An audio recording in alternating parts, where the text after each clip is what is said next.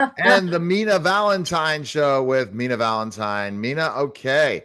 Hi. You always come up with such great questions, and I'm excited to talk to you today about our topic on the Mina Valentine show. So, our topic today, ladies and gentlemen, is a ladies' protection: women and pistols in the Georgian era.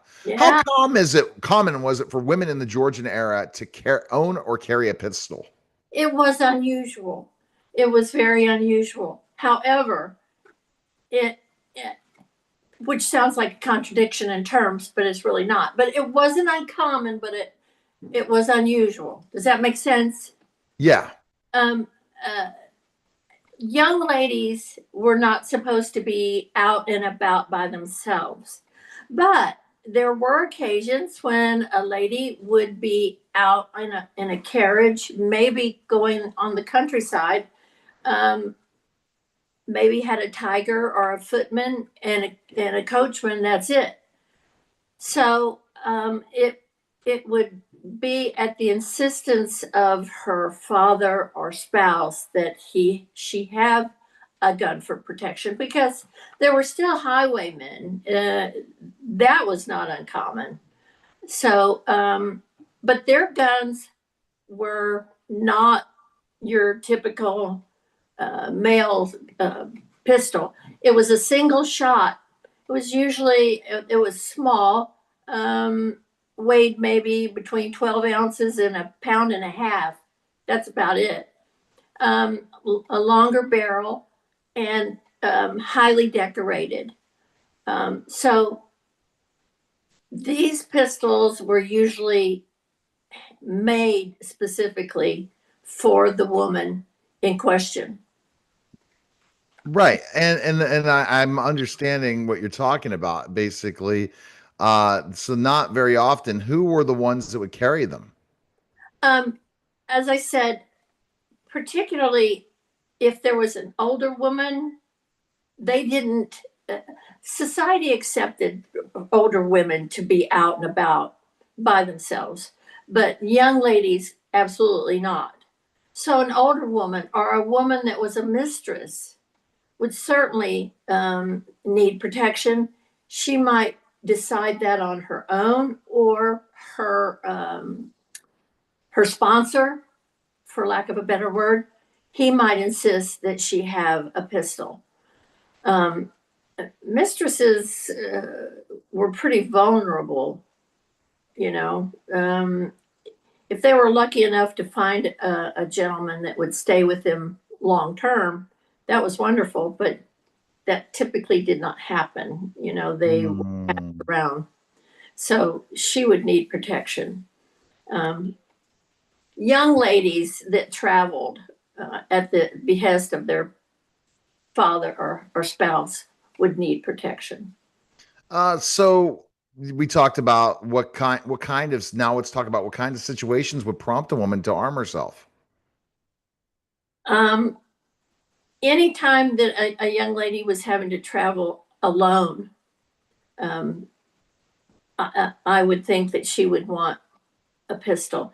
And they were pretty easy to hide in their reticule. Reticule was a bag or a purse. That's the term they used. It was usually highly decorated, but the pistol was small enough they could put it in their reticule. So if they were traveling, they could have their reticule in their lap. If something happened, all they had to do was put their hand inside the reticule and boom. But it was only one shot, so it better be a good one. Because if it isn't, go figure, right? Yeah, and then you're SOL, as you know. Yeah, And when you're like that, you're like, what just happened here, right? yeah, absolutely. I would think that a young lady carrying a pistol would have been coached on how to use it. But that's not always the case. Here's this pistol, put it in your purse. If something happens, use it. What? Nope, Yeah, that's not working, right? yeah. Oh my goodness gracious. It's very interesting. Okay, so the next question, uh how did society oh yeah, I'm sorry. Where pistols made were you said pistols were not made. There were specific pistols made specifically for women. What kind of made them women pistols versus men? What's the difference between them? Yeah. Oh, big difference. They were usually 6 to 8 inches long. Um, they were very small. They were very light. Um, and as a woman that's well versed in firearms, I would be quite concerned about a very small and light pistol because it would give one hell of a kick. You couldn't, you really had to make sure you were steady, and that squeeze on the trigger was definite, because any kind of a jerk or anything like that, it was a wasted shot. But it was a single shot flintlock, um, and the bullet was very small, which might have helped a little bit with the kick, you know.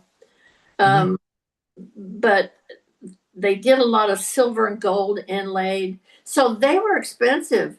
Um, they were done well, if they were done well, and there were several gunsmiths in London around that time that were well known for their um, pistol designs. So how did society view armed women? I think that was something that really wasn't talked about. Um, if I was a single woman and I was in a coach with other women, I don't think that would be something that would have been discussed.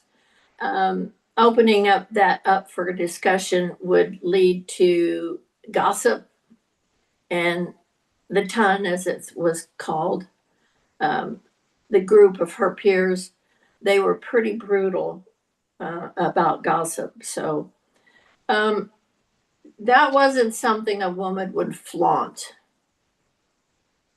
Right. And I get it. Yeah.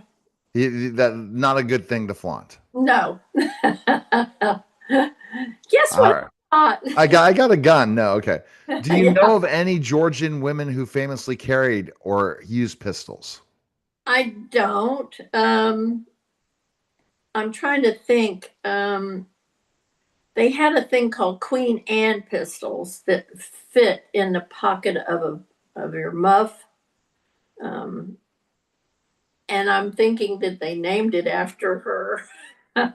She must have been gifted one, for them to name it.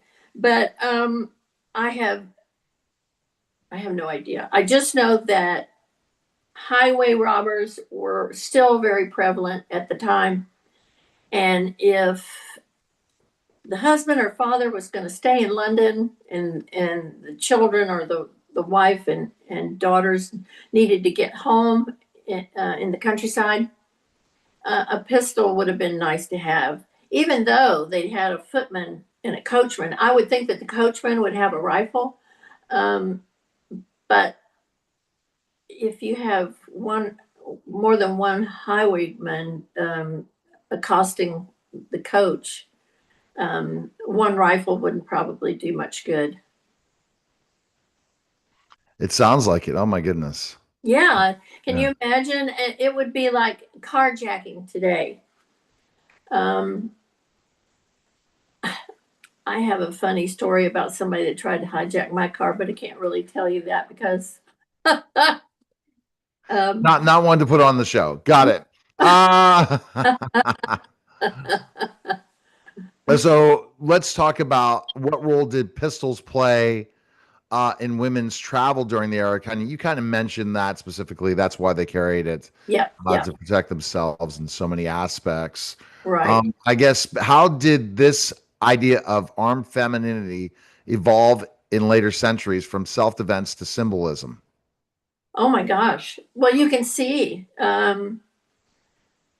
as as aristocrats became less prevalent and women's rights became much more evident in London and in the United States, guns became not common. I don't think women carrying guns today is common, but it's not unusual. And women in the United States at that same time were probably armed to the teeth because it's the frontier. You know, they were in the frontier. You didn't know if somebody was coming up to a cabin that you were living in. Was it an Indian? Was it somebody trying to steal? There was all manner of danger for the American frontierswoman.